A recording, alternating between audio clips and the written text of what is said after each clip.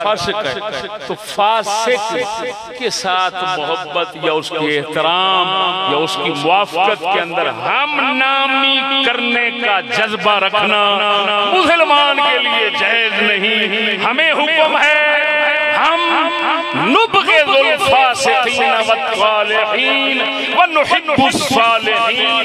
हमारे अकीदे में लिखा हुआ है हम फासिकों से नफरत रखते हैं, अल्लाह के नेक बंदों से मोहब्बत रखते हैं।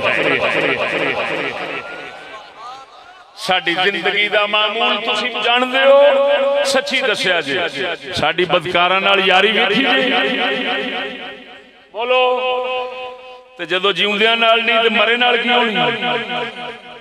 ओ यार बोलो ते सही। मेरी जिंदगी हजरत साहब की जिंदगी छुपी नहीं तुहाडे अगे, साबित करो असां बदकारां नूं यार बनाया हो। जाहिरी ताल्लुक शरीयत की इजाजत के मुताबिक रखना और बात है, दोस्ती याराना साडा कोई बंदा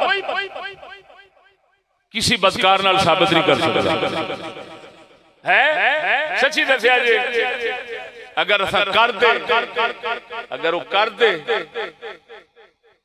बदकारां नाल दोस्ती दे ताल्लुक रख दे फिर तुहानू पता है ऐसा हाल ऐसा ना होंदे। हाँ जी